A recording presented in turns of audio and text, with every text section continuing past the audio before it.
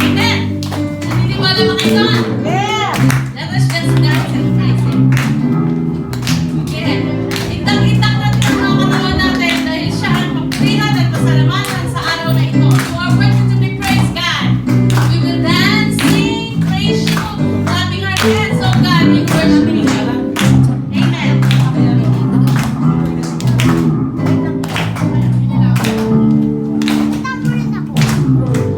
Wherever in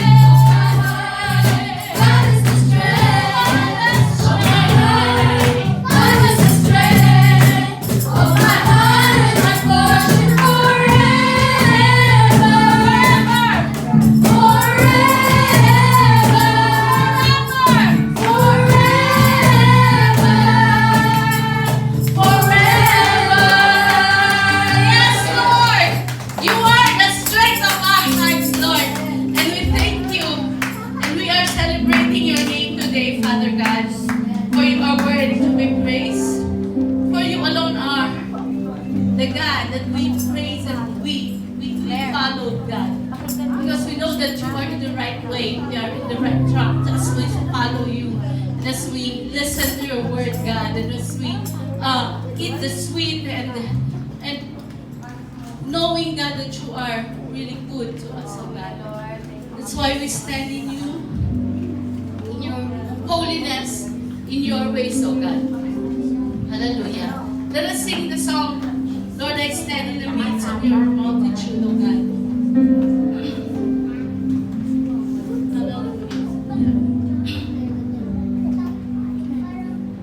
Lord, I stand in the midst of multitude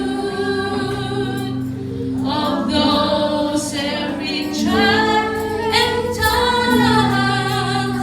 We are your people, redeemed by your blood, rescued from death by your love. There are no words good enough to thank you.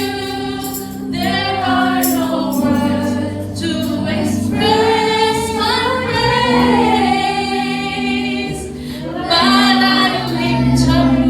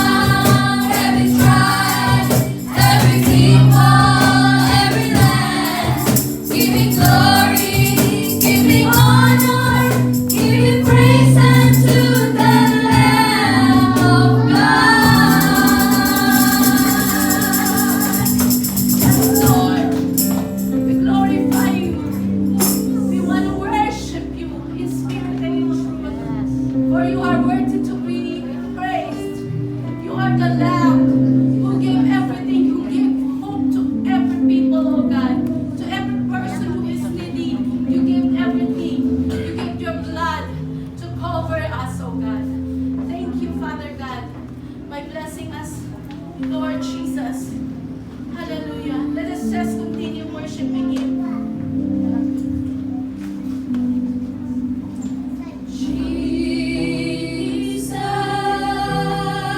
Jesus, God's righteousness revealed. Said amen. The Son of Man, the Son of God, His kingdom come.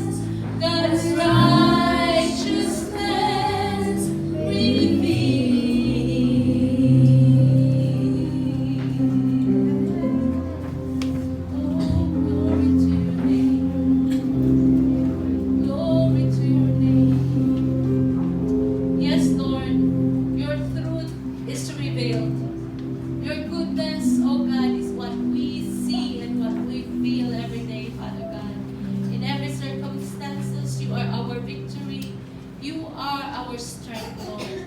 Thank you for the joy, giving us the family, the loved ones, the friends, the community to serve the Lord.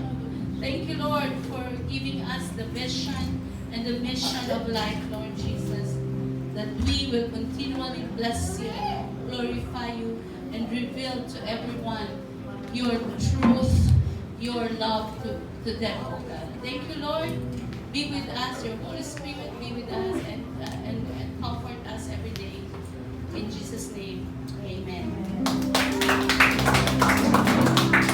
Hallelujah! Hallelujah to the Lamb. Wow. Praise the Lord. Alam niyo ba yung kinanta natin na Hallelujah to the Lamb is hindi lang siya basta song. Alam niyo ba kung ano ibig sabihin nun? When we sing Hallelujah to the Lamb, it's a declaration worship. Celebration of salvation. And a reminder na mahal tayo ng Panginoon, yung unwavering love ng Panginoon sa atin. Pag kinanta natin yung Hallelujah to the Lamb, wow, thank you Lord for saving us. Di ba pagkanta natin, isipin nyo na parte tayo ng lahat ng mga mananampalataya na na-redeem by the blood of Jesus. So, Hallelujah to the Lamb. Muli palakpakan natin ang Panginoon. Thank you, Lord. So, sabi dito sa Psalm 107 verse 2, let the redeemed of the Lord tell their story. So, alam niyo na yon. Ngayon, ikwento natin yung ating story about redemption of hope, yung transformation na meron tayo from darkness into light. So, I know na may marami daw achievers ngayon. Pwede tayo magbigay ng papuri sa Panginoon as our worship also to Him by giving our testimony. So, it's a sweet offering sa Panginoon yung nagbibigay tayo ng patotoo sa Kanya. So, sino yung mga nais na magbigay ng kanilang patotoo? Meron daw. May tinuturo si Maya. So, merong achiever. May mga achiever sa school. May tinuturo si Maya eh. Si Miro ba? Hindi daw. Sino kaya yun? Okay, habang naghahanda yung mga... pwede yung nagturo. Gusto ko lang i-welcome pala ang ating visitors ngayon. So, marami from Lumantad. Welcome back ulit, Brother William and Brother Daniel. At salamat sa muling pagbisita. And syempre, hindi lang sila bastang bumisita, bumalik dito sa Kingdom Life Ecclesia Metro, kundi nag-gather pa sila ng mga friends nila. So, masaya kami, mga bata na nandito kayo. And welcome kayo. Welcome din kayo bumalik every Sunday or pag may activity yung mga kabataan. Okay? So, welcome natin sila, no? Mamaya, yung mga kids, meron kayong teacher doon sa labas. Yung mga, kayo, mga dito sa harapan, punta kayo. Yung mga youth, pwede na dito sa loob, makinig na lang tayo. Okay? So, ready na ba yung nais magbigay ng patotoo dito na side? Yung nagturo daw si Maya. Si Ate Ina. Sige na. Saan kayo mahiya? Ako daw nalapit. Sige.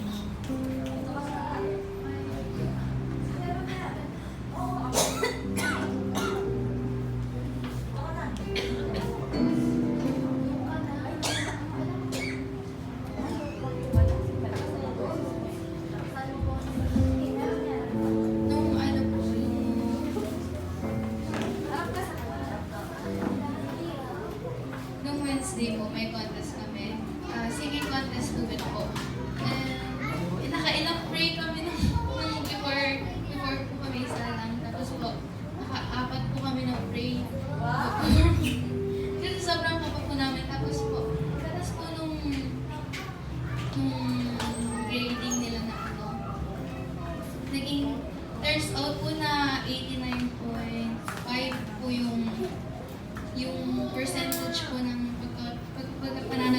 panalo namin. And second place po po.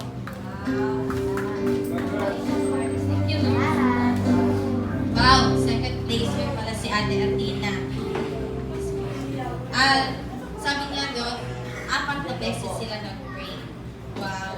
So, talagang dinaan sa panalangin ni Athena kanilang laban. And pinanalo kayo ng Panginoon dahil dyan. Sino pa? Dito sa side na to? Siyempre, meron yan si William pa ba? Nandito na siya eh. Welcome back. Ako nalapit sa'yo.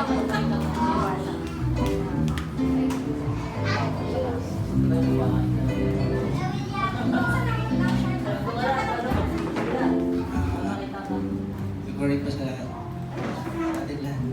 Nagpapasalamat lang po ako dahil nakabalik po ako dito sa Kingdom of God, PCA po. Maraming salamat po. Medyo pause, pero Sponsor kaya. pinamating ko po kayo. Nandito kayo lahat at kasama ko na naman kayo. Susunod. Pero nagpapasalamat din po ako na sa araw na ito kahit na miss po na po hindi pa rin. At sana po masaya pa rin tayo. Amen.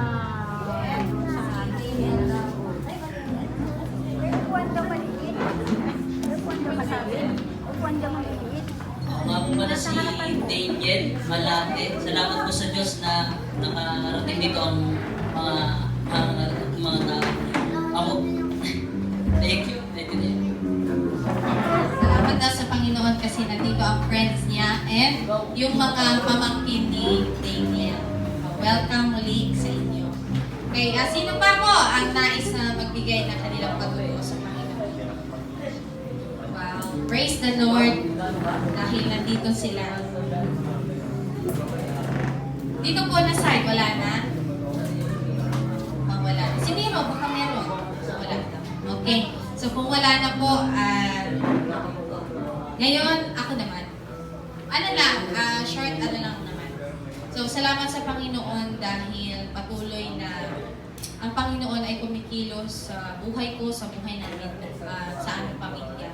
At salamat sa Panginoon dahil unti-unti na yung prayer ko ay natutupad or dininig ng Panginoon at bless ako ng Panginoon. So, tama nga yung sabi ni Athena. So, sabi niya nga, 4 times siyang nag-pray. So, hindi lang basta prayer yun ha, grabing panalangin yung 4 times. Yung iba kasi, Lord, tulungan mo kami amin. Yun na eh.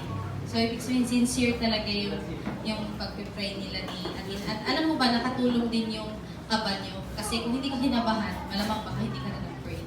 So, thank you Lord dahil kinabahan ka. So, yun, salamat sa Panginoon, no? Ihanda na natin ang ating mga sarili. I-pray natin sa Panginoon na buksan ang ating mga pusong isipan ngayong umaga. Okay? So, i-welcome na natin ang ating pastora to share the word of God this morning.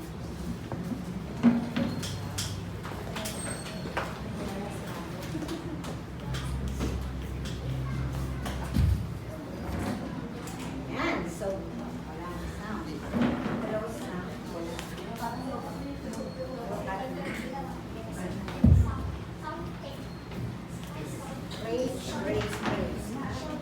Praise the Lord. Okay ba? Parang nasa ilalim ang sound. Nasa ilalim ng, ha? Sound check. Ayan. Praise the Lord. Okay ba? Okay naman. Hindi naman masakit sa tenga ang boses ko. No? Ang dati? Oh, wait lang. Ayusin natin. Sound. Yung isang pa yun.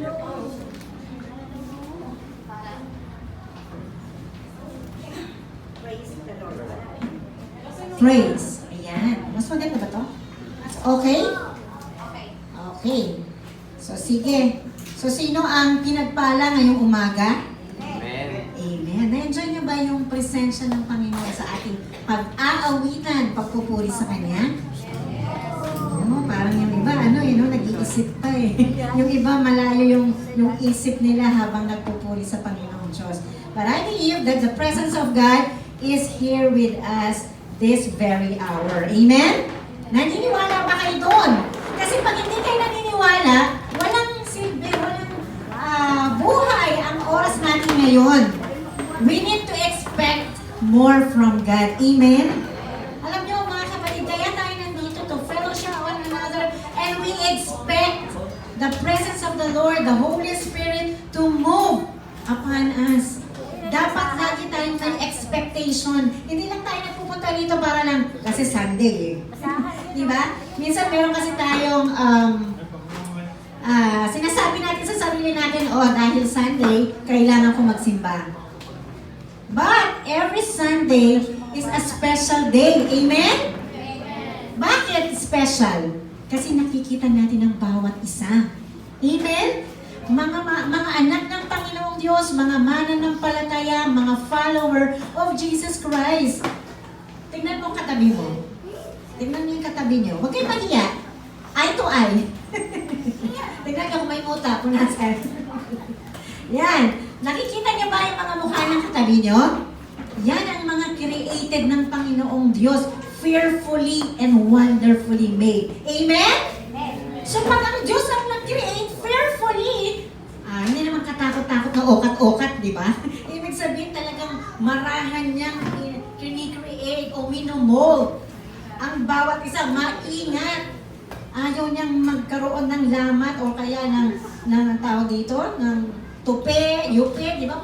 Pag gumagawa tayo ng base, kailangan makinis. So, ganun ang pagkakakreate ng Panginoon sa bawat isa sa atin. Amen? Sabihin mo sa katabi mo, ikaw ay napakaganda pag babae. Ikaw naman ay napakagwapo pag lalaki.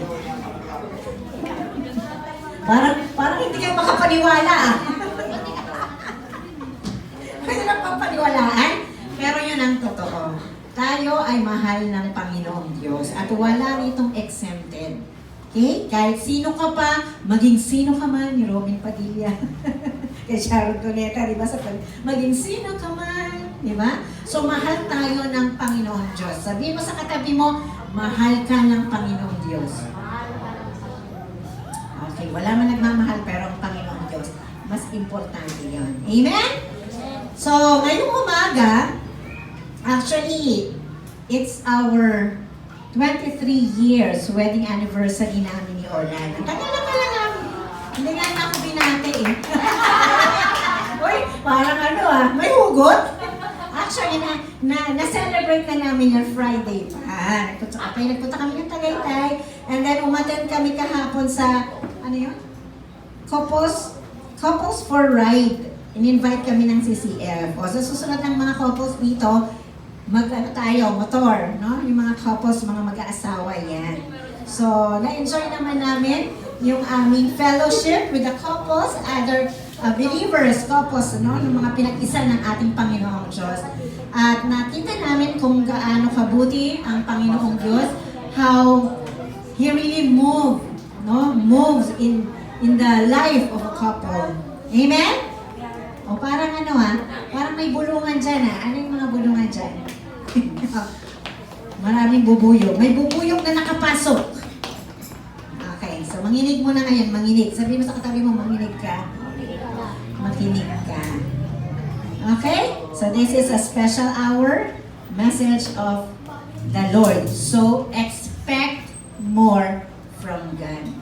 Okay? Let us open our spiritual ears, our spiritual eyes, para maintindihan natin, makuha natin yung mensahe ng Panginoong Diyos sa buhay mo ngayong araw na ito. Amen? Okay, before we start, let's just pray. Panginoong Diyos, salamat po muli sa oras na ito. Salamat, Panginoong Diyos, na pinagkaisa mo ang iyong mga anak na narito because you love us so much and we are so thankful for that great love, Panginoon, na patuloy mong pinapadama at pinapakita sa bawat isa sa amin. Right now, Father God, I just pray for your anointing, Lord God, for your word to be shared, O Lord God, at maintindihan ng bawat isa. Hindi lang, Panginoong Diyos, marinig namin, kundi maisa puso namin ang inyong salita at maipamuhay namin, Lord, ito sa aming pang-araw-araw na pamumuhay. We just thank you this very hour in Jesus' name. Amen! Yan, medyo few weeks, lagi kaming uma-attend ng, ano ba mga in-attend natin? Patay.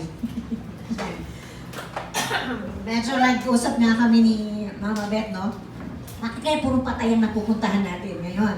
No? Ibig sabihin, isang linggo lang, may namatay. Tapos ang linggo na naman, may namatay. No? Ito yung mga kakilala natin, mga kapatiran natin. And yung last week is yung siya ay isa sa mga ninang namin sa kasal ni Brother Olan. So, nanay-nanay na namin siya. 80 years old siya, but pumanaw siya na naglilingkod sa ating Panginoong Diyos. So, napakabuti ng ating Panginoong Diyos. So, habang nagmumuni-muni ako, at doon kami sa Tagaytay, habang nagmumuni-muni, syempre, the past week, ay pinapakita niya na sa akin, Lord, ano ba ang mensahe mo sa iyong mga anak, no? Na dadalo sa fellowship. So, ito yung binigay ng ating Panginoong Diyos. At binigyan ko to ng title na yung message for today is about life. Sabihin nyo nga, life. O kaya, buhay sa Tagalog. Sige. Kamusta naman kaya ang buhay-buhay natin? You know, minsan pag tinanong mo, kamusta ka kapatid? May malalim na hiningay. Buhay. Di ba mga tipong ganon? Pag tinanong mo, anong ibig sabihin ng ganon? Yung malalim na sigh o na hininga. Namumroblema, di ba? Kasi wala namang masaya. Ay, buhay. Wala namang ganon. Siyempre, pag nagganon ka, parang mayroon kang pinagdadaanan. No, nahirap sa buhay. O, malaking problema yan. No? Meron din naman pag tinanong mo, kamusta ka? Kamusta ang buhay mo? So sasabihin naman, walang kwentang buhay to. Di ba? May mga tao naman na nagsasabi na ganon. At meron din naman pag tinanong mo, kamusta naman ang buhay mo, kapatid? Wala nang kabuhay-buhay. Di ba? So maraming tao na nagsasabi ng meaning ng buhay. Yun yung kanilang pananaw. Kasi yun yung kanilang mga nararanasan. Pero dito sa ating pag-aaralan or pagbubulay-bulayan, ano nga ba ang buhay na sinasabi doon sa salita ng ating Panginoong Diyos? So life, wala kasi tayong PowerPoint ngayon. Sorry, hindi gumana. So ano ba ang buhay? What is life? Sabi ng century philosopher, pag sinabi natin century, matagal ng panahon, na ito yung sinabi niya. Life is an unpleasant interlude of nothingness. Anong ibig sabihin? Sa Tagalog, ang buhay ay isang hindi kasiyasiyang patlang ng kawalan. So yun yung kanyang meaning. Definition ng buhay. Ito daw ay hindi masaya ang buhay, no? Sabi nga patlang siya. Nakikita niyo pa pag may namamatay, merong dash from nung pinanganak, di ba? Born. Kunyari, born January 15, tapos merong dash, tapos died February 7, 2025. Okay? So yung patlang yun, no? Yung sinasabi na yun yung patlang, yun yung break na sinasabi natin. Yun yung panahon na ipinamuhay mo kung anong klaseng pamumuhay yung ibinuhay ng tao na yon. Di po ba? Nakita niyo yon?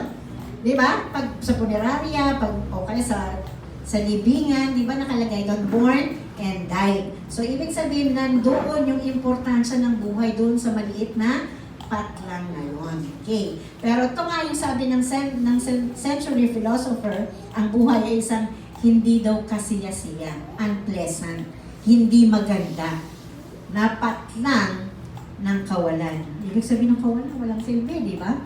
Walang kabuhay-buhay. Parang sabi ni Solomon, vanity, vanity, di ba? Walang kaalagahan ng buhay, sabi ni Solomon. Kung babalikan natin, natatandaan niyo yun. Si Solomon ay isang hari na nasa kanya na lahat. How many wives meron siya? Concubines, 300 plus. O, di ba? Hindi ba siya masaya nun? Sagana. Ang dami ng asawa, 300 plus, di ba? So, mayaman siya dahil hari siya. Nasa kanya lahat ng kayamanan. Marami din siyang mga tauhan. Kung sabihin lang niya sa tao niya, tumalo ka sa building. O, susunod agad yun. Kasi yan mga alipin, di ba? Ibig sabihin, marami siyang tauhan, maraming sumusunod sa kanya, nasa kanya kanya na ang lahat. Parang kanta, nasa iyo na ang lahat. Parang yun yung kanta ni Solomon noon. Nasa kanya na lahat.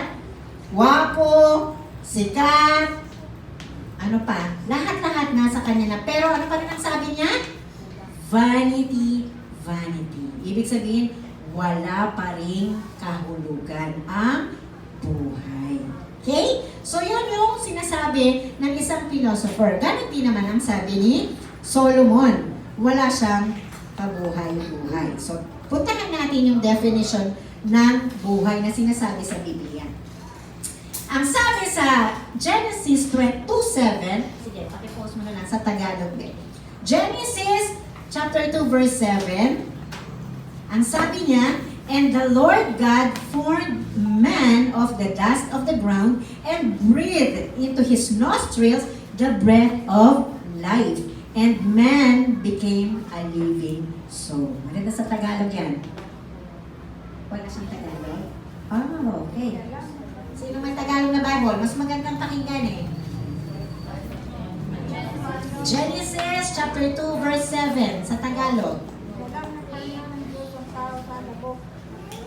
Malakas, malakas. Para marinig ng lahat.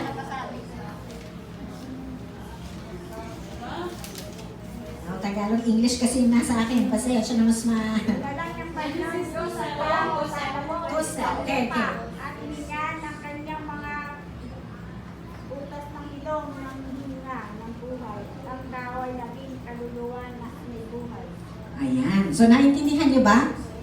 Gusto niyo pang ulitin natin? O, isa pa. Yung malinaw. Sige, Melody. Malakas. Nilikha ng Panginoong Diyos ang tao mula sa lupa. Hiningihan niya sa ilong ang tao ng hiningang magbibigay buhay. Kaya ang tao ay naging buhay na nilalang. Buhay na nilalang. Ayan. So, kanino galing yung hininga na sinasabi? Hiningahan ng Diyos ang isang finorm niyang dust. Ibig sabihin, di ba, nag-form lang siya ng tao, pero wala pang buhay yan. Pero nung hiningahan niya, saan yung nostrils? Asa ba yung nostrils natin? Bukas ng ilong. Hiningahan ng Diyos yan at nagkaroon ng buhay ang tao at sinabing, o tinawag na, living soul. Ano yung soul? Kaluluwa. So lahat ba tayo may kaluluwa dito? Pero meron tayong sinasabing wala kang kaluluwa. Halang ang kaluluwa, di ba? Mga naririnig natin yan eh. Pero lahat tayo rito ay may hininga. Sino walang hininga? Patay na yun pag walang hininga. So sino rito yung mga living soul o nabubuhay na kaluluwa? Dito sa ating pang-earthly na body. Kaya tayo ay tinawag na may buhay. So malinaw yun, di ba? Ano ang buhay? Ang buhay ay binigay ng ating Panginoong Diyos. Nanggaling sa ating Panginoong Diyos. Sabi nila, saan ka galing? Sabi ng estudyante ko noon sa nagtuturo ko sa high school. Sabi, saan galing ang buhay mo? Sa nanay at tatay ko. Di ba? Tama ka naman. Galing sila sa nanay at tatay nila, di ba? Sila yung parang nagbigay ng buhay. Pero, ang original niyan is, ang author ng buhay natin ay ang Panginoong Diyos lamang, wala ng iba. Okay, so malinaw po yan na ang buhay natin ay galing sa Panginoong Diyos. Ang hininga natin, kaya tayo nagkaroon ng buhay dahil sa hininga ng ating Panginoong Diyos. Ano pa ang definition of life? In John 1:4, sabi niya, in Him was life, and the life was the life of men. Tagalog. John chapter 1 verse 4. Oh, memory ano tayo ngayon? Ano yun? Bible drill. Ayan. Nasa kanya ang buhay. Sino yung kanya? Okay. At ang buhay ay siyang ilaw ng mga tao. So, ibig sabihin, pag may buhay ka, nagliliwanag, meron ka rin liwanag. Meron kang dapat ipamuhay. Okay? So, sabi nga, life is a loan from God. Ano yung ibig sabihin ng loan? Utang. Sino nagtatrabaho rito? Sino may loan? Di ba? Meron tayong loan, marami tayong loan. Meron tayong SSS, meron tayong pag-ibig. Ano pa? Ano mga loan? O yung mga doon sa opisina, di ba? Maraming loan yan. Okay? So, ibig sabihin, sa mga estudyante, di ba marunong na kayo umutang? Uy, pautang naman 5 piso. Bayaran kita bukas. Okay? So, ang buhay daw ay isang utang. Utang natin sa Panginoong Diyos. Sino ulit ang nagbigay ng buhay? Sino rito ngayon ang walang buhay? So, lahat tayo ay may utang. Kanino? Sa Panginoong Diyos. Amen? So, ibig sabihin, hindi natin pag-aari ang ating sarili, kapatid. Hindi mo pwedeng sabihin, wala kang karapatan, Panginoon, sa buhay ko. Kasi, siya ang nagbigay ng buhay mo. Utang mo ang buhay mo saan?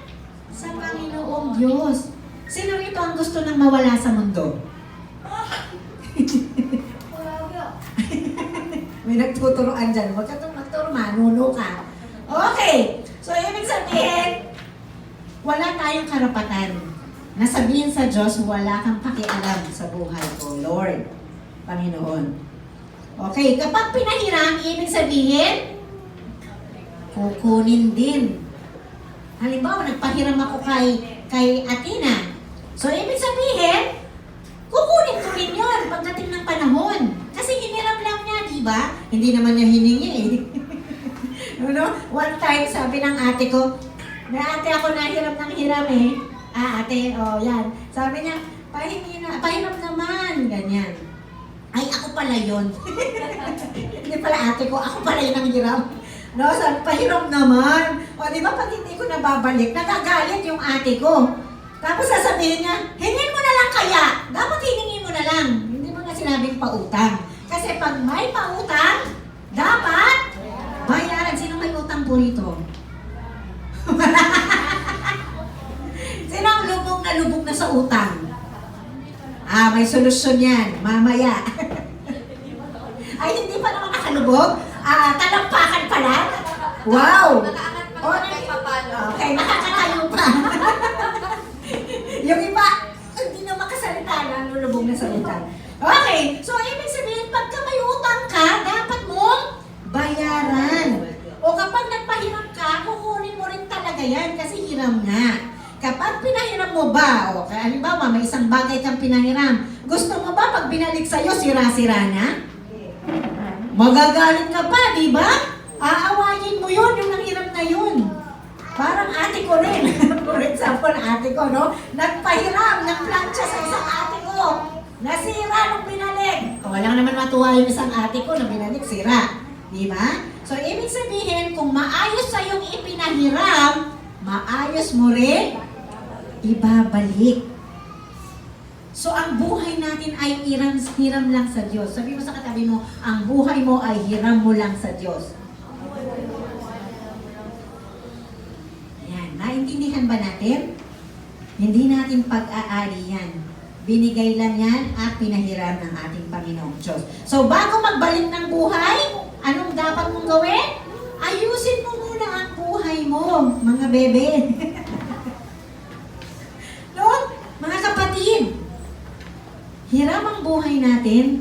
Pag ibabalik natin sa Panginoong Diyos, habang nabubuhay pa tayo sa mundong ito, ayusin mo na ang buhay mo. Sabi mo sa katabi mo, ayusin mo na ang buhay mo. Okay. Quality check. Ibig sabihin, ano na nga ba yung ipinamuhay ko? Kamusta na ba yung buhay ko? Na habang nabubuhay ako dito sa mundong ito. Sinasaktan ko ba ang sarili ko? Sino dito yung sinasaktan yung sarili? Kasi inis na inis sa sarili. Sino naman dito ang natutuwa at buhay pa? Turo ng turo No? So, ibig sabihin, ayusin muna natin. Tignan natin ang buhay natin. Evaluate natin ang buhay natin. Ano ba ang ginagawa natin sa buhay natin? Baka naman sinasayang na natin ang buhay natin. Kaya ito pinahiram ng Panginoong Diyos, ang buhay natin ay para ma-enjoy natin. Magkaroon tayo ng meaningful life at maging kagamit-gamit. Meron pa kayong biniling gamit na hindi naman magamit-gamit? Ano sa palagay nyo yun? Na may gamit ka na hindi mo naman nagagamit. May silbi? Wala. So ang buhay natin, kapag pinahiram at hindi mo ginamit sa tamang pagkakagamitan, wala siyang silbi. So tanongin mo katabi mo, may silbi ba ang buhay mo? Parang natatawa kayo, no? Nakakatawa. Pero ito po yung totoo. Sometimes, akala natin biro lang. Wala tayong pakialam.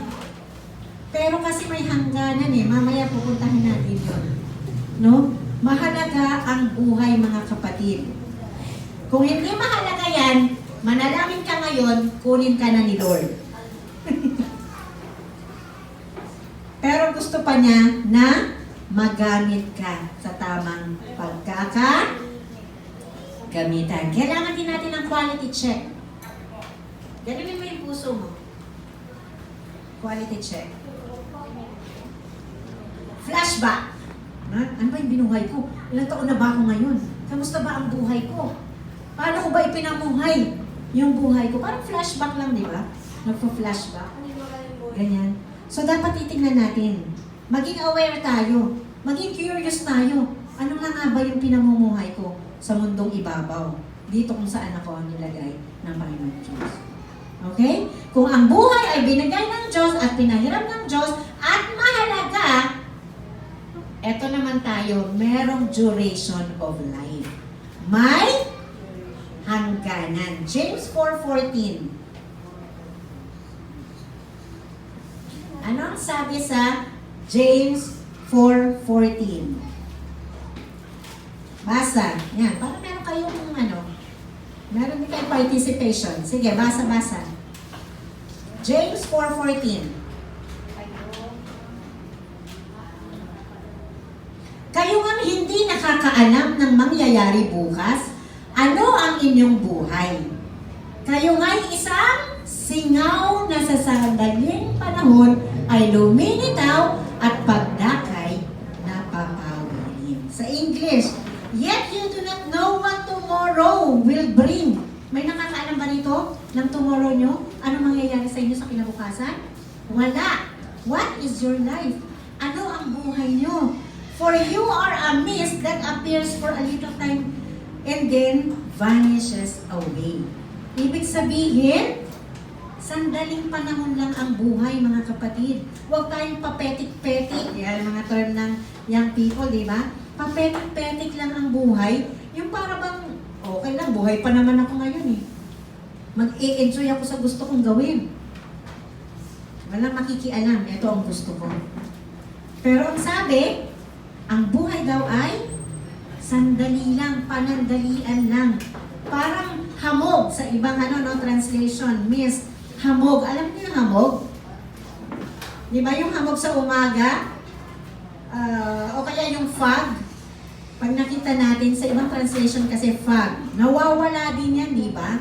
Parang pag nahangin lang yung fog, parang mga clouds na mababa, di ba? So makikita mo yung panandalian lang, pero mamaya, wala na.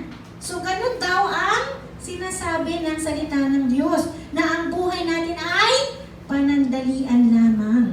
Life is too short. And death is sure. Okay? Maikli lang ang buhay ng tao. Sinong tao dito? Knock. Tayo, tao. Tingnan mo ngayon katabi mo, baka ano lang yan. Tingnan mo. So, ang tao ay makiikli lang ang buhay. At darating ang kamatayan. May hangganan. Alam natin yun na merong hangganan, pero hindi pa rin natin pinapansin yun, yung salitang yun. Hindi pa rin natin inaayos yung buhay natin. Kahit alam natin na darating ang panahon na mawawala rin tayo sa mundong ito. Sinong ready mamatay ngayon? Taas kamay! Ready? Ready. Mamaya, tanungin natin yan. Ready ka pa? Okay? So, yun yung Sinasabi natin na ready tayo pero hindi mo alam kung bakit mo sinasabing ready. Kasi hindi mo pa alam kung anong kahihinatnan after. Okay? Ng iyong pagkawala sa mundong ito. Ang salita ng Panginoong Diyos ay nagsasabi sa atin na ang buhay daw natin ay panandalian lamang. Life is short and the older I get, habang tumatanda tayo, ay nagiging maikli pa ang buhay natin. Okay? So sabi nga sa Psalms 90 verse 10, sabi ni David, King David, sabi niya, our days may come to 70 years or 80 if our strength endures. So ang tinatagal lang daw ng buhay is ilang taon? 70 years old. Pero pag lumagpas ka raw sa 70, yun ay dahil sa, syempre, biyaya na ng Panginoon Diyos yun, na binigyan ka niya ng kalakasan. Sino na ito yung mga 70 above? 70 years old above? Wala pa, magsa-70 pa lang. 60 above. O si Mama Liz, 82 na. So blessed, so much blessed si Mama. Siguro mabait si Mama, mabait na anak. Kasi sa Ephesians 2:6, 1 and 2, sabi niya, honor your father and mother, for this is right. At meron siyang kalakip na pangako. Ano yon? Long life. So meron palang susi ang long life. Ano yon? Maging nag-o-honor ng mga magulang. Sino pa rito ang buhay ang mga magulang? So you need to honor your mother and father. Kailangan i-respect nyo sila. Kailangan sundin nyo sila. Maging mabait kayo sa kanila. Because this is right. Yun yung tama na sinasabi sa Biblia.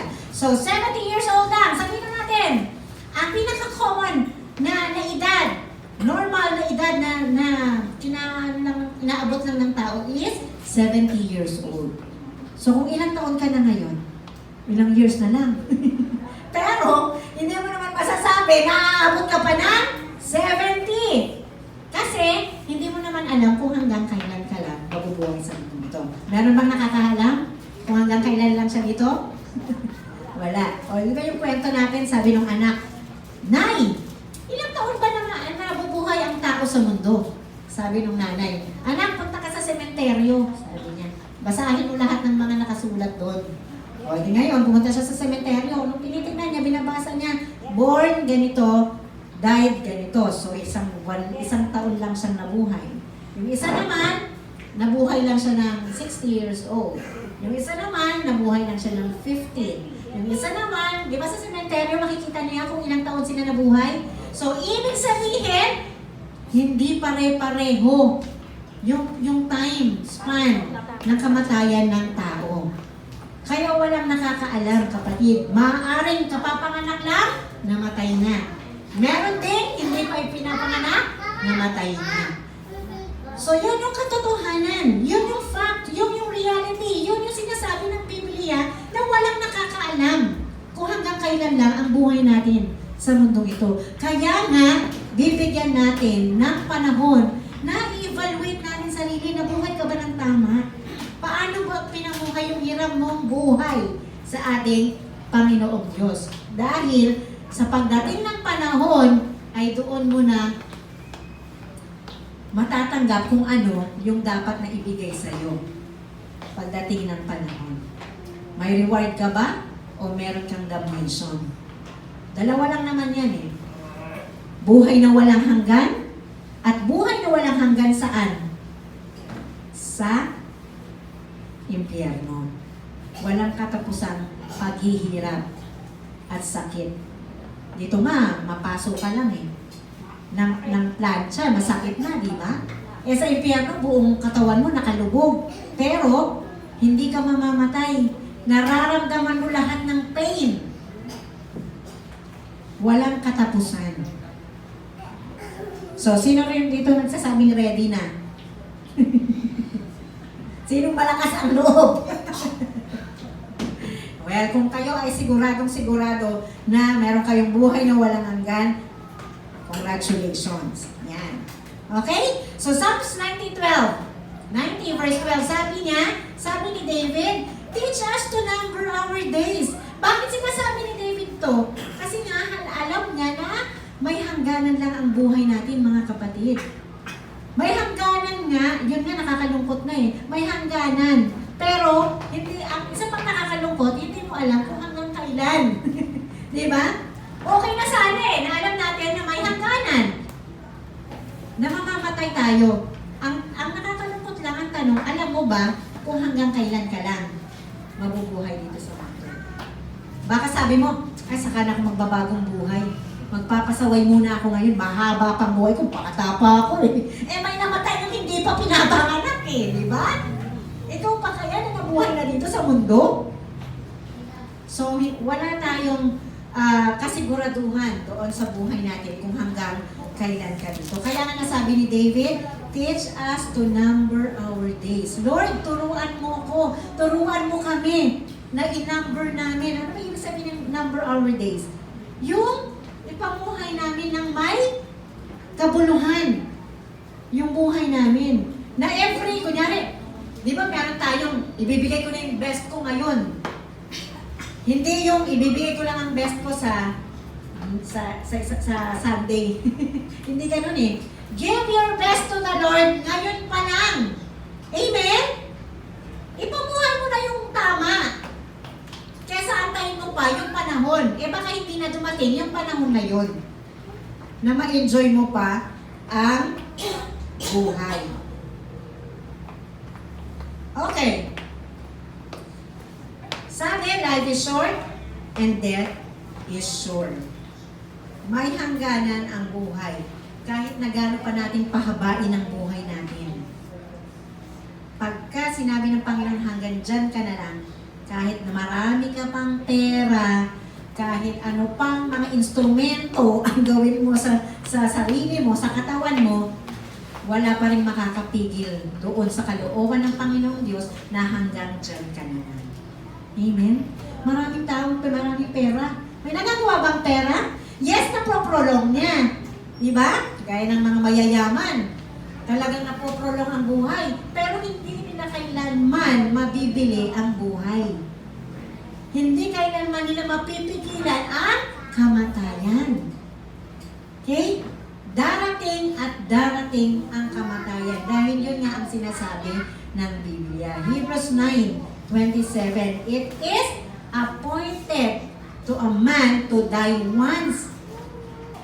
Isang beses lang mamatay ang tao at darating yung kamatayan. And after that is judgment. Yung paghatol sa'yo. Paano mo nga ba ipinamuhay ang buhay mo dito sa mundo? Na pinahiram lang sa atin ng Panginoong Diyos. Dami nating artista, di ba, mayayaman. Si Chris Aquino, di ba, mayaman niya. Ubus na yung pera niya. Pero hindi pa rin niya mabibili ang buhay. May hangganan pa rin. Napoprolong, di ba, napoprolong. Buhay pa naman siya. Di ba? Kasi talagang mga high-tech na mga instrumento. Yung mga, ano yan? Stem cell ba yun? Stem cell ba is ini-inject? No? Napapatagal niya yung buhay. Pero hindi niya maiiwasan ang kamatayan. Darating at darating. Okay? Ang kamatayan. So, eto ang tanong. Pangatlong bagay. Ano ang desisyon mo sa buhay? Una, define natin kung ano ang ibig sabihin ng buhay. Okay? Nagkaroon na ba tayo ng kaalaman about life? Ang buhay natin ay galing sa Panginoong Diyos. Ang buhay natin ay hiram lang sa ating Panginoong Diyos.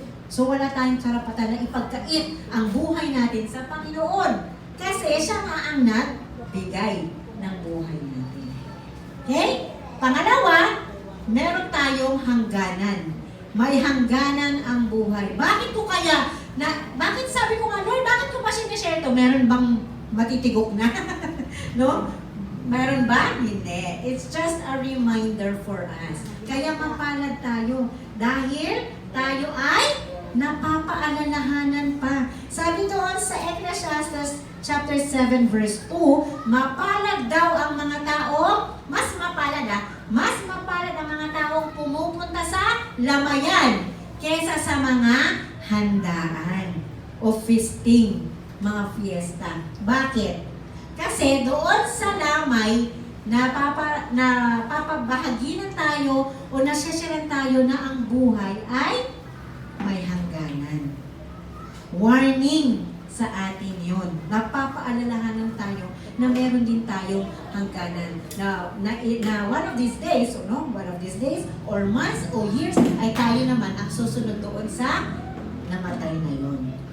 So bakit mas mapalad? Kasi pag nandun ka sa feasting, saya ka lang ng saya, di ba? Wala kang pakialam sa sarili mo. Ay, halika, dito tagay lang dyan. O, mag-session tayo. Di ba? Pag sa kasiyahan, wala kang pakialam sa sarili mo. Pero sa lamay, iisipin mo, oo nga no, darating din ako dyan. So mapapaalalahanan ka, kailangan ko nang baguhin ang buhay ko. Okay? So ngayon, pangatlo, ano ngayon ang decision mo sa buhay mo? Sabi sa Matthew 11:28-30, actually maganda tong verse na to. Ang sabi niya, "Come to me, all who labor and are heavy laden, and I will give you rest. Take my yoke upon you and learn from me, for I am gentle and lowly in heart, and you will find rest for your souls. For my yoke is easy and my burden is light." Ito ang Panginoon. Nakikita ng Panginoong Diyos. Sabi nga walang limit sa ating Panginoon, di ba? Meron ba tayong maitatago sa Panginoong Diyos?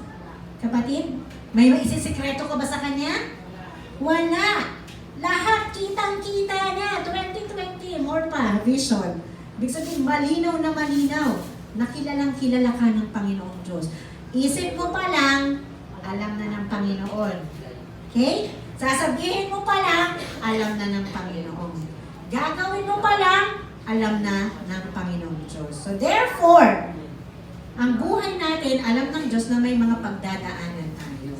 So ano na nga ba ang mga pinagdadaanan nyo, kapatid? Kamusta ang buhay nyo? Ang pinagdadaanan nyo ba ngayon ay wala kang makain? Hirap na hirap ka sa buhay? Parang feeling mo walang silbi ang buhay mo?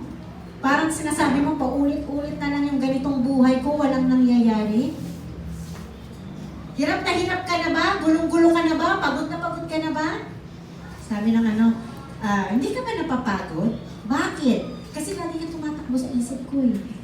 Parang mga line sa mga kabataan yan, di ba? Hugot! So pagod na pa kayo sa buhay? Meron ba nitong mga parang, Lord, suko na ako.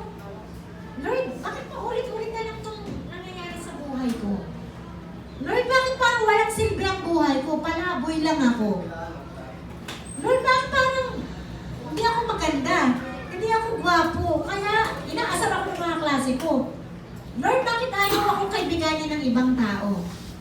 Lord, wala akong pambayad. Lord, kailangan ko ng ganito. Hirap na kami.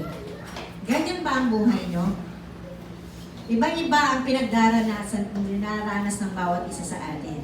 Pero ito ang sabi ng Panginoong Diyos, dahil siya ang nagbigay ng buhay natin at gusto niya na ma-enjoy ang buhay natin, maging meaningful, ang sabi niya, "Come to me."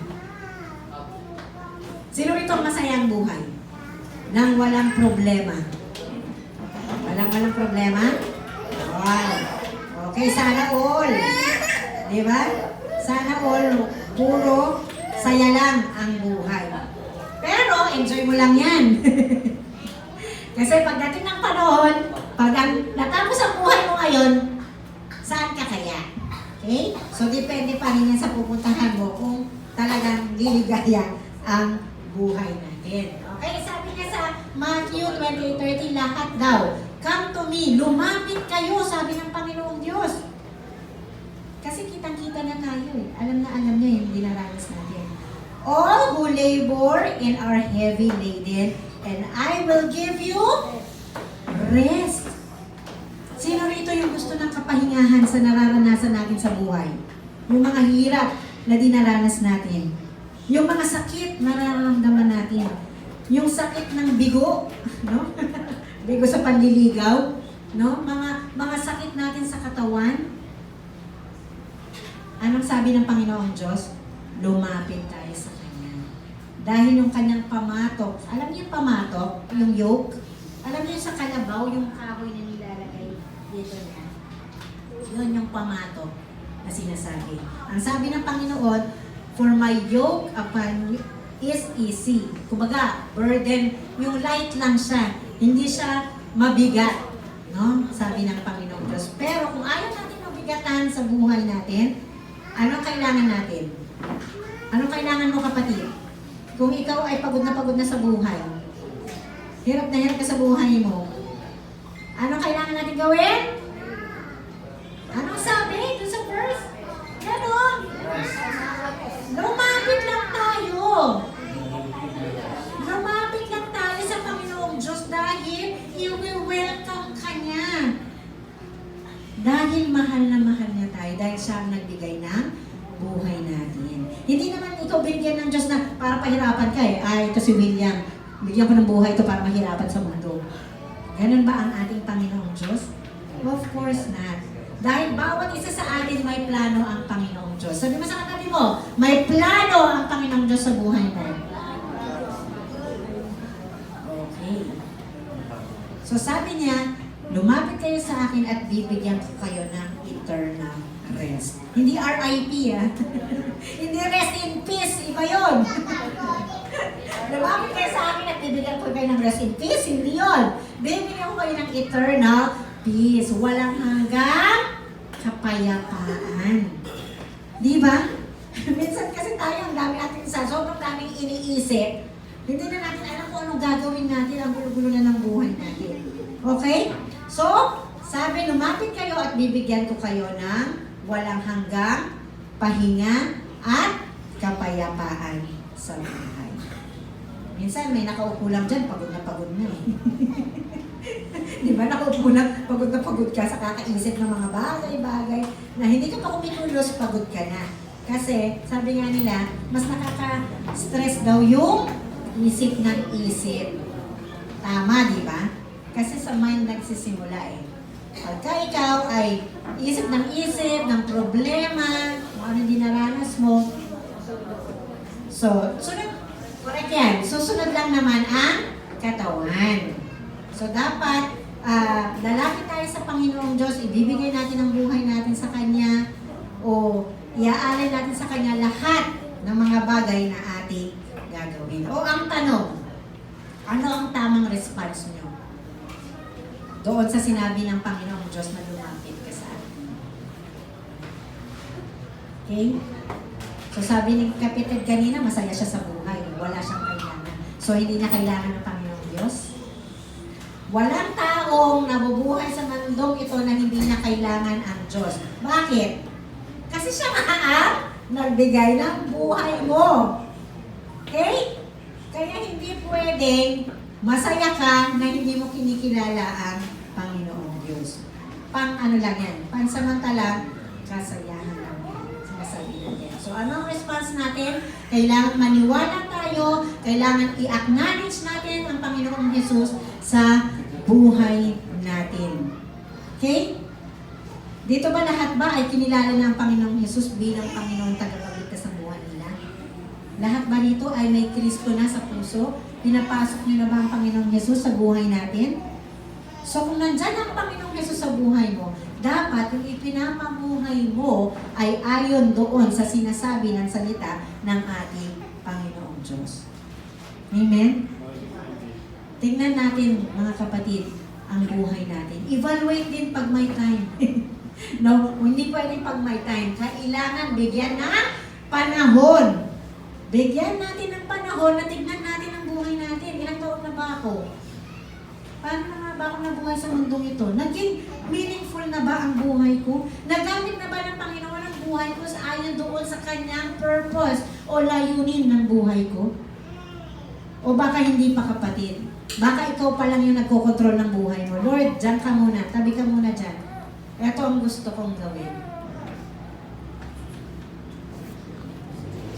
Tandaan natin, may hangganan ang buhay. At ito ang panalangin ko sa inyo na hindi masayang yung buhay na binigay sa atin ng Panginoong Diyos. Actually, regalo nga yan. Hindi naman natin in-earn eh. Pinagtrabahuhan ba natin para magkaroon tayo ng buhay? Hindi. Binigay ng Panginoong Diyos yan. So, What is your life? Ang tanong, anong klase ang buhay mo ngayon? What is your life? Kamusta ang buhay mo? Ginagamit mo ba to ng maayos? Ginagamit mo ba to ayos sa kalooban ng Panginoong Diyos? Ano ang ginagawa mo sa buhay mo sa sinasabing 70 years na binigay sa atin ng panahon to live life? Pero huwag kayo tumigil na sa 70 ha. Ito yung sinabi na hangganan. Maaaring hangganan. Pero hindi sinasabing 70 tayo lahat mamamatay. Baka namimisan ninyo eh. Ito ang hangganan na binigay. No? Pwede hanggang 70 or 80 pa. Pero hindi na sinasabi ko hanggang kailan ka mabubuhay sa mundo ito. Masaya ka ba ngayon? Meron ka bang kapayapaan ngayon, kapatid? Nai-enjoy mo ba ang buhay mo? Ano ang pinaka-importanting bagay sa buhay mo ngayon? Ano ang mga plano mo ngayon hanggang sa future? Nasaan ang Panginoong Diyos sa buhay mo? Is He your priority? O nasa likod lang siya ng priorities mo? Matthew 6:33, anong sabi? Seek ye first the kingdom of God and His righteousness, and all these things shall be added unto you. Hanapin mo muna na pagharian ka ng Panginoong Diyos. Yung buhay mo, ang Diyos ang maghari. At yung kanyang katuwiran. At lahat ng iyong kakailanganin and all these things, ano yung these things na yan, lahat ng kailangan mo ay ibibigay ng Panginoong Diyos. Amen? So anong sekreto? Para makuha mo yung inyong pangangailangan, hanapin mo muna ang ating Panginoong Diyos. Where is God in your priority list? From 1 to 10, nasaan ang Panginoong Diyos sa mga priorities mo sa buhay? Ay ate, dami kong assignment. Ay ate, lubog na ako sa mga gagawin ko sa school. Hindi mo na ako mag-church. Sa palagay mo, hindi ka kayang tulungan ng Panginoong Diyos? Diyan sa lubog na lubog mong assignment? Ang sabi nga, unahin mo, and all these things eh, di ba? Ay, hindi, kailangan ko maging achiever. Honor ako kailangan sa school. Kaya hindi mo na ako mag-church din ng ilang buwan, ha? So, where is God? Ay, maglalaba muna ako, dami kong labahin. Ang dami mong dahilan. Bakit hindi ka nalang magpuri that God will provide lahat ng pangangailangan? Dahil kayang-kaya niya yan. Amen? Sino ang owner of all these things sa mundong ito? Ang Diyos. Pambayad mo lang ng kuryente, hindi ba maibigay ng Diyos? Eh siya nga nag-create ng buong mundo. Diba? He is the source of everything that we need. Siya ang pinanggagalingan ng lahat ng pangangailangan natin. Amen? Pero ang sekreto is, unahin mo ang Panginoong Diyos. Unahin mo na pagharian ka ng Panginoong Diyos. Unahin mo na ang kagustuhan, kalooban ng Panginoong Diyos ang masunod sa buhay mo. Amen? Amen? Na kayo nanahimik na. O ito lang, last na kwento na lang. About life. About kamatayan. Kasi, pag sinabi mong kamatayan, natatakot na yung iba eh. Ayaw nga kumuha ng St. Peter plan kasi, ano yung pinaghahandaan ko ni kamatayan ko? Di ba? May time na ganun eh. Pag namanggit lang, oy, kumuha ka na ng plan, St. Peter! Bakit mamamatay na ba ako? Yuko nga! Parang ganun, no? Ibig sabihin, kinatatakutan ang kamatayan. Pero pagkailan ka ng Panginoong Jesus, hindi mo dapat kakatakutan yan. Okay? Kasi may assurance ka na sa buhay. O, ito yung kwento. Si kamatayan, dumalaw kay Pedro. Sabi niya, Pedro, kumatok siya sa pintuan. Tapos binuksan ni Pedro, oh, kamatayan, andito ka. Oo, Dadalawin kita eh. Sabi niya gano'n. Ganun ba? O sige, pasok ka, kamatayan, sabi ni Pedro. So, pumasok si kamatayan. Dyan ka muna, magpahinga-pahinga ka muna dyan at maghahanda ako ng pagkain mo. Okay. So, habang nandito si Pedro, kausap niya si kamatayan. Sabi ni kamatayan, alam mo Pedro, oras mo na kasi ngayon. Kukunin na kita. So, sabi ni Pedro, hindi ba pwedeng wag muna? Sabi niya, ito na yung panahon mo kasi sa kamatayan. Sabi niya, sige, pagluluto muna kita ng pagkain. Sabi niya, pinaghandaan niya ng maraming pagkain talaga sa kamatayan. Kung baka sinusuhulan niya, para hindi mo na siya kunin. Ang dami niyang niluto, masasarap. Tapos talagang kung ano, fiesta ba, fiesta. So, nung nilagay nila sa lamesa, sabi naman ni kamatayan, wow, ang sarap-sarap naman ng pagkain. Talagang, may enjoy ko to. O sige, di kumain na si kamatayan. Tapos sabi ni Pedro, at saka huwag ka munang aalis ha, pagkatapos magpahinga ka muna. Dito ka na matulog ng gabi. Kamatayan, sabi niya. Hahandaan kita ng kwartong napakaganda at napakalinis. O eto na, tapos na kumain. Sabi ni kamatayan, eto kasi yung listahan ko, ikaw yung una, sabi niya. Kukunin na nga siya eh. Diba? Hanggang doon na lang yung buhay ni Pedro, kukunin na kita. So number 1 si Pedro. Nakalista doon sa mga mamamatay is hanggang 20. Si Pedro na yung kukunin niya that time. Pero sabi ni kamatayan, sige, magpahinga muna ako Pedro bago kita kunin, sabi niya. Di tuwa-tuwa siya, ang ganda ng kwarto, talagang handa-handa na, nabusog na siya, tapos matutulog pa siya. Ngayon nung natutulog na si kamatayan, kinuha ni Pedro yung listahan ni kamatayan. Nung kinuha ni Pedro yung listahan niya, dahil tulog nga si kamatayan, binura niya yung pangalan niya sa number 1. Nilipat niya sa 20. Yung nasa 20, yun yung nilagay niya sa unahan, number 1. Kasi yung mga mamamatay kukunin na, di ba? So, tuwa si Pedro, yes, hindi ako yung mamamatay ngayon, sabi niya. So, ngayon kinabukasan, nagising na si kamatayan. Sabi niya, kamatayan, it's a beautiful day, sabi ni Pedro. Ay, masaya ka, alam ko, nakatulog ka na. Oo, sabi niya, ready na rin ako, kukunin na kita, sabi niya.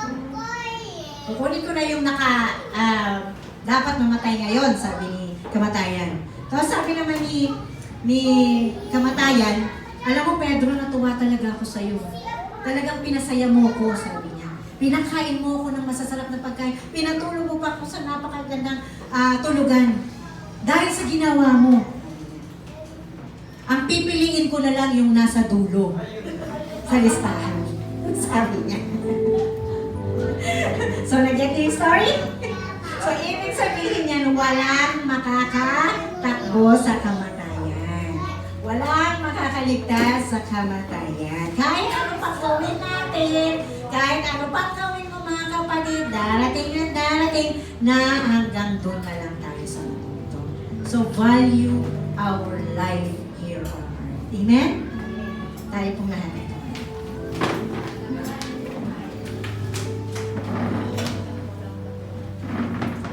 Sabi nga ng salita ng Panginoong Diyos, ang buhay natin ay regalo. Hindi natin in-earn, hindi natin pinagtrabahuhan, hindi natin pinaghirapan. Pero ito ay kusang loob na binigay ng ating Panginoong Diyos. Dahil mahal ka niya. Mahal niya ang bawat isa dito. Ano man ang kinalalagyan natin, ano man ang mga pinagdadaanan natin, alam ng Panginoong Diyos yan. At kilala ka niya. Mas kilala ka niya kaysa kilala mo ang sarili mo. Dahil siya ang gumawa sa iyo. So meron layunin ng Panginoong Diyos sa buhay mo, kapatid. Nag-exist ka sa mundong ito dahil may plano siya sa buhay mo. Meron kang pagkakagamitan sa mundong ito. Walang binigay ang Panginoong Diyos na masama. Hindi ka niya binigyan ng buhay para gawan mo ng masama ang sarili mo. Pero nilagay ka niya sa mundong ito dahil mahalaga ka sa Kanya. Kaya nga siya namatay si Jesus sa krus ng Kalbaryo at akuin yung parusa na dapat para sa atin, sa kasalanan natin. At ito lang yung sinasabi niya. Come to me. Lumapit tayo. Lumapit ka anak sa akin. Alam ko hirap na hirap ka na sa buhay mo. Alam ko marami kang ayaw bitawan sa mga ginagawa mo. Pero ang mga bagay na yan ay pansamantala lang. Dahil darating ang panahon na matatapos ang buhay mo, ang tanong, saan ka mapupunta? Kung ang Panginoong Hesus ay nasa buhay mo, magkakaroon ka ng buhay na walang hanggan. After death, meron pang buhay. Nakasama ang Panginoong Diyos. Pero pag hindi mo in-acknowledge, pag hindi mo kinilala ang Panginoong Hesus sa buhay mo, asahan mo, pagdating ng oras mo, may patutunguhan ka pa rin. Pero yun yung sinasabi natin, eternal damnation. John 3:16, anong sabi niya? Gayon na lamang ang pag-ibig ng Diyos sa sanlibutan. At ang sanlibutan na yan ay ikaw yun. Isa ka dun sa sanlibutan na yan. At ang sino man ang maniwala at sumampalataya sa anak ng Diyos, si Jesus, ang Panginoong Hesus, ay magkakaroon ng buhay. Hindi mapapahama, kundi magkakaroon ng buhay na walang hanggan. So ngayon kapatid, kung ikaw ay hindi mo pa kinikilala ang Panginoong Hesus sa buhay mo, this is the right time. Makinig ka sa sinasabi ng Banal na Espiritu ngayong umaga. Kung sinasabi niya, anak, lumapit ka sa akin ngayon. Babaguhin ko ang buhay mo. Bibigay ko sa iyo yung buhay na pagkagamit-gamit. Meaningful life. Bibigyan kita ng kapayapaan, bibigyan kita ng kagalakan na hindi mabibigay ng mundong ito. Aayusin ko ang pamilya mo at hindi ko hahayaan na mahal mo sa buhay ay mapahamak dahil gagamitin kita para sa kanilang kaligtasan. So lumapit ka sa akin. Yan ang sinasabi ng Panginoong Hesus ngayon.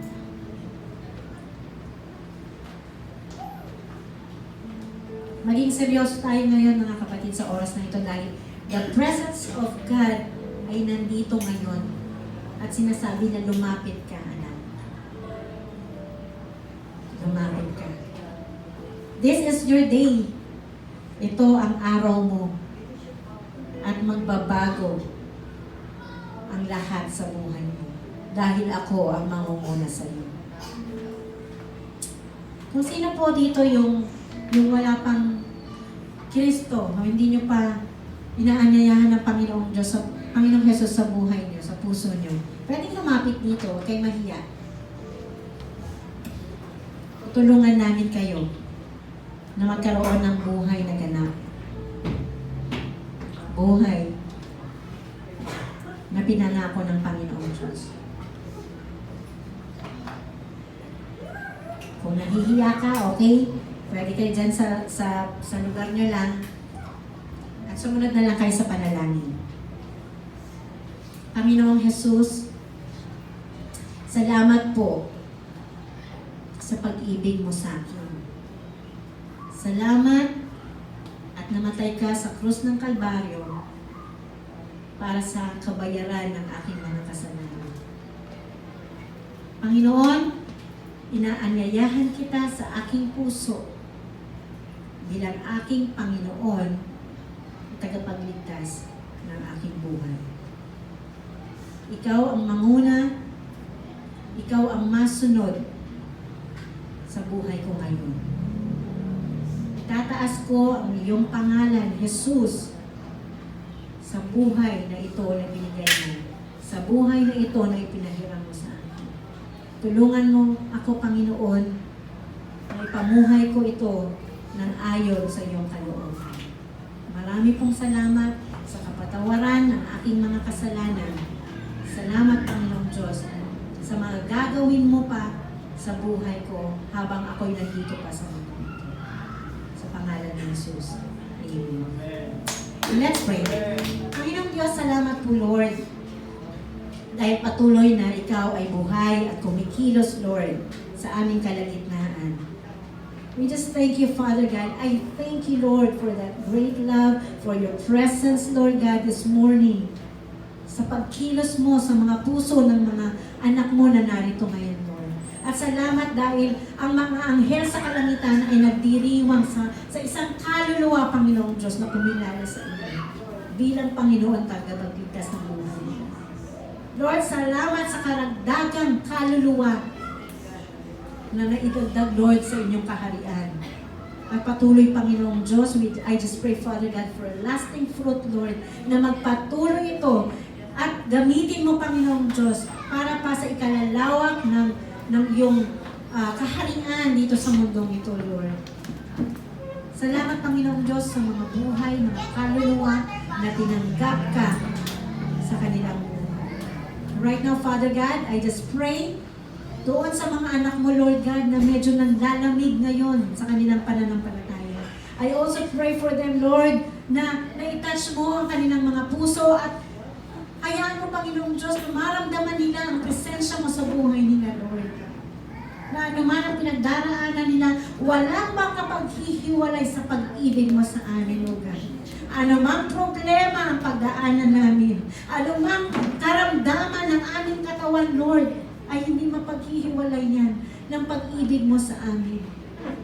So Father God, we just thank you, Lord, that you will never leave us nor forsake us, O God. That you will always be with us according to your promise, Lord, na kahit saan kami, Panginoong Diyos, ay sasamahan mo kami. And right now, Father God, I just pray na paigitin mo, Panginoong Diyos, ang kanilang pananampalataya, O God. Ang kanilang relasyon nila sa inyo, Lord God, ay mas malalim pa, lumalim pa, Panginoon, upang maipamuhay ng bawat isa ang kalooban mo para sa buhay natin. So right now, Lord, we just thank you. We just honor you. We glorify your name, Lord. We lift up your name, Lord, in our lives, O God. At patuloy, Panginoon Diyos, na ikaw ang masunod, ang kalooban mo ang masunod sa buhay namin. Strengthen your people who are weak, Lord, this time, Panginoon Diyos. Palakasin mo ang bawat isa. Ibalik mo, Panginoong Diyos, yung kagalakan na patuloy na inaagaw ng kaaway, Lord. Hayaan mo, Panginoong Diyos, na manatili sa amin ang inyong presensya. Because greater is He that is in us than He that is in the world. Walang sino man, Panginoong Diyos, ang makakasakit sa amin. Neither our enemies in the spiritual realm, O Lord God, because you are with us, O Lord. We thank you, Lord God, and we bless you this day. In Jesus' name, amen.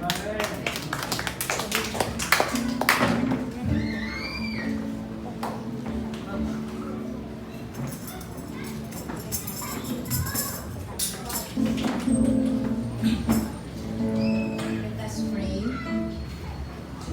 Lord, thank you po sa mga bigay.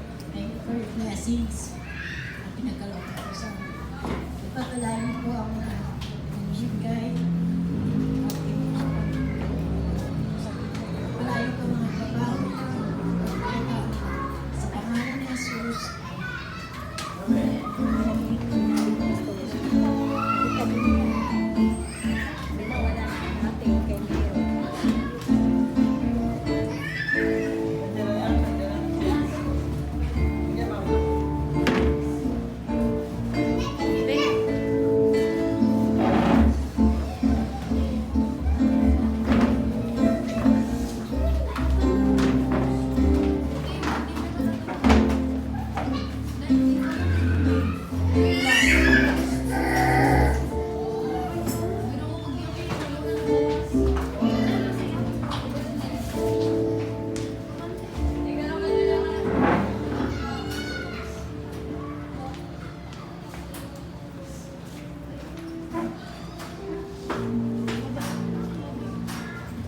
Praise the Lord. Salamat po, Pastor Jem, sa tutunan ngayon, pag-aralan. At nais ko lang po, mga kapatid, na magdagdag na isa na naman. tatanggapin natin, tinanggap natin, at sasamatan natin ng Panginoon sa gantimpala ng buhay na binigay sa atin. Okay? Isa pang dapat natin sanang tuunin kung bakit natin kailangan i-enjoy ang ating buhay. Ang buhay natin hindi nagsisimula from the day na pinanganak tayo. Nag-start ang buhay natin right after conception. Alam niyo po yun? Right after conception, yung tatay at nanay. Ngayon, after ng conception, milyon-milyon na sperm ang pinakawalan ng tatay. Let's say, milyong-milyong alien. Kung nabuhay yung milyong-milyong alien, puno na tayo dito.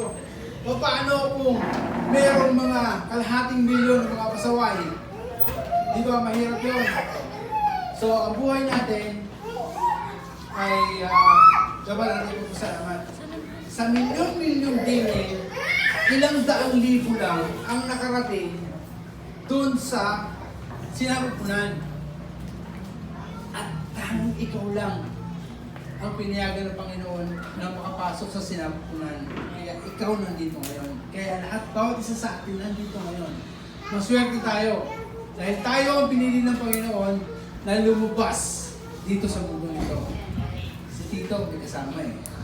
Dalawa sila. Amen? So, enjoy po natin ang buhay, enjoy po natin ang 25, binigay sa atin ng Panginoon, kaya tayo ay manalangin.